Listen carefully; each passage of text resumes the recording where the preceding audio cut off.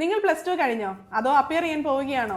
Pharmacy, medical, engineering എന്നീ കോഴ്സുകളാണോ നോക്കുന്നത്? എങ്കിൽ തീർച്ചയായും കീം 2026നെ കുറിച്ച് അറിഞ്ഞിരിക്കണം. കീം എന്നാൽ Kerala engineering architecture medical entrance exam ആണ്. കേരളത്തിലെ പ്രൊഫഷണൽ കോഴ്സസിലേക്കുള്ള പ്രധാന വാതിലാണിത്. കീം 2026ന്റെ ആപ്ലിക്കേഷൻ ഓപ്പൺ ആയിട്ടുണ്ട്. ജനുവരി 5-നായിരുന്നു. 5 മുതൽ ജനുവരി 31 വരെയാണ് ഇതിന്റെ ആപ്ലിക്കേഷൻ ഉണ്ടാവുക. എഞ്ചിനീയറിംഗ് കോഴ്സിലേക്കും ബിഫാം കോഴ്സിലേക്കും കീം എക്സാം മാൻഡേറ്ററി ആണ്.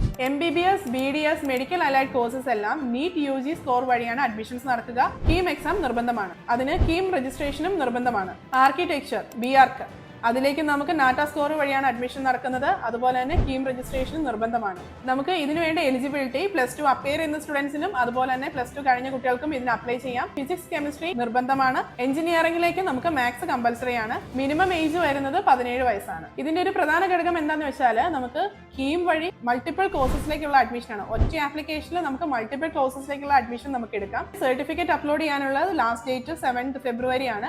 അത് ആരും വിട്ടുപോകരുത്. കാരണം ഓൺലൈൻ ചെയ്തതിന് ശേഷം നമ്മളത് കഴിഞ്ഞു എന്ന് വിചാരിക്കും. എന്നിരുന്നാലും ഡോക്യുമെന്റ് അപ്ലോഡും നമുക്ക് നിർബന്ധമാണ്. ഇതിന്റെ ഓൺലൈൻ ആപ്ലിക്കേഷനെ കുറിച്ചും അതിലേക്ക് അപ്ലോഡ് ചെയ്യേണ്ട ഡോക്യുമെന്റ്സിനെ കുറിച്ചും കൂടുതൽ എന്തെങ്കിലും ഡൗട്ട്സ് കാര്യങ്ങളുണ്ടെങ്കിൽ വിദ്യാമിത്രയുടെ താഴെ കാണുന്ന നമ്പറിൽ നിങ്ങൾക്ക് കോൺടാക്ട് ചെയ്യാവുന്നതാണ്.